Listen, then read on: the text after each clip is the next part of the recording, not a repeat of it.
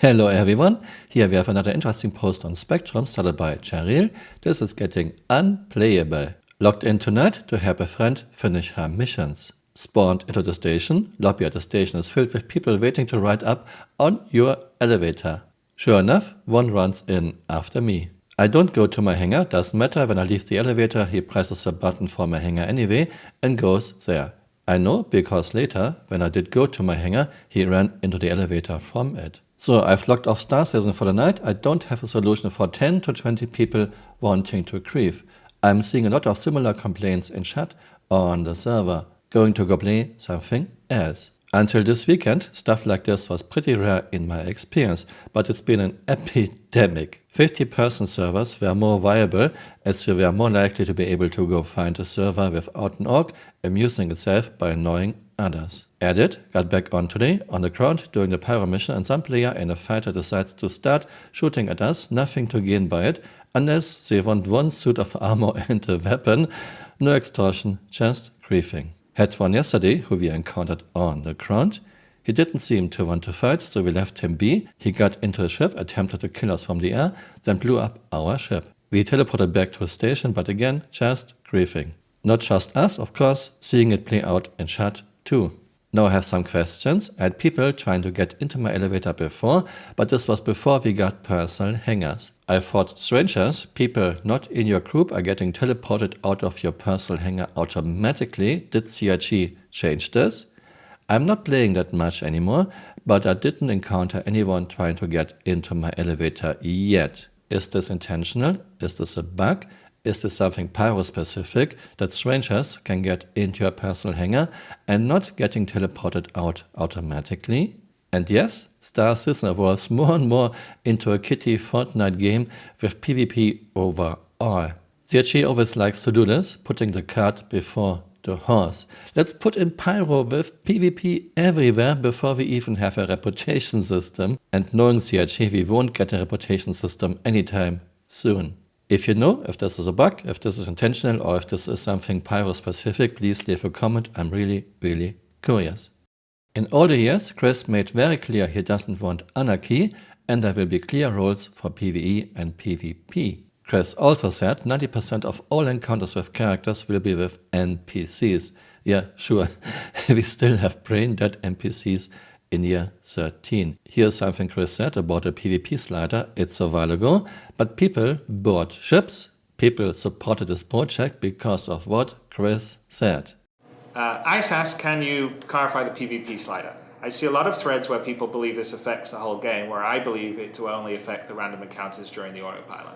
Okay, so the PvP slider is an input to the game's matchmaking system to give it a hint of kind of like who it should be matching you with. So what happens is when you fly around in space, you have, you're in your worldview, your universe view, and the server up there is basically looking at where you are and is looking at everyone else and all their different machines and basically seeing where everyone else in the galaxy, and if it feels like, oh, there's someone close to you or there's an AI that's close to you, it basically would tell your local client, okay, this person's close to you and that person would be streamed into your instance, or that AI will be streamed into your instance.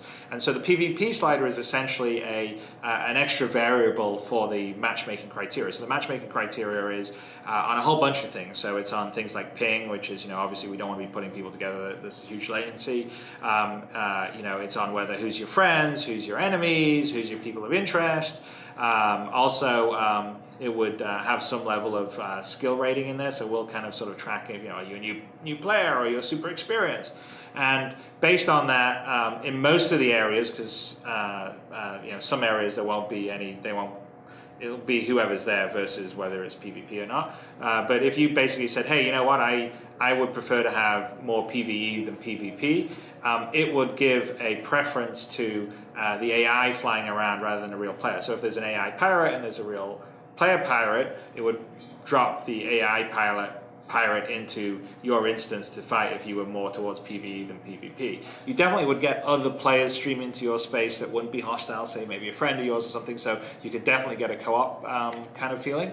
That's going to be an ongoing process, but the whole idea with it is you should be able to fly around the game, and if you wanted that more sort of privateer freelancer experience, that's kind of what will happen to you. It'll just be mostly you'll see AI, and then if there's other players, they'll be probably friendly players, or if you're in like certain areas of space where there's no holds barred, then it definitely could be a unfriendly player, but you'll sort of know that, okay, well, those are the dangerous areas, so if you're a new player and you don't really want to be dealing with tough other players, then you probably should avoid those. And I would like to say one other thing is you definitely can have NPCs that are tougher than any player could ever be, since it's a computer that runs it. It knows exactly where you are, and it can calculate the correct firing solution much better than a player could ever do.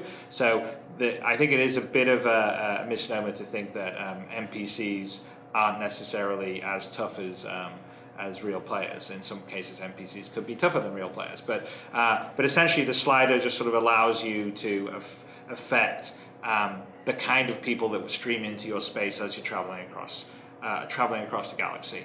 And hopefully that'll mean that if you sort of want to play the more privateer style game and just by yourself, you can have that experience. You want to play with your friends and sort of co-op against other AI, that can happen. But also if you want to mix it up with other players, that will also happen too.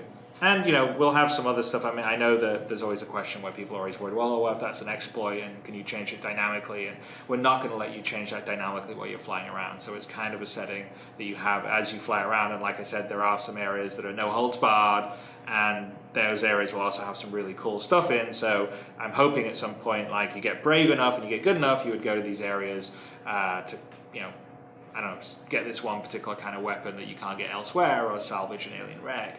But you have to take some risks to get there. So it's a sort of risk-reward basis. So I hope that answered the question on the PvP slider. And now it turns out this was all just hot air. Nothing of this is in a game in year 13. We still don't even have a reputation system. And this with $1 billion in funding. Go figure. Thanks for watching and see you next time. Bye. Auf Wiedersehen.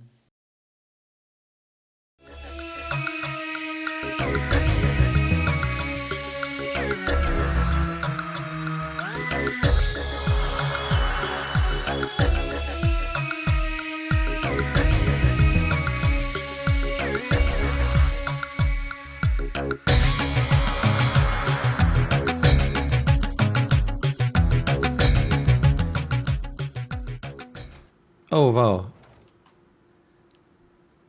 I landed on the platform and I took no damage. Hey, you're still here.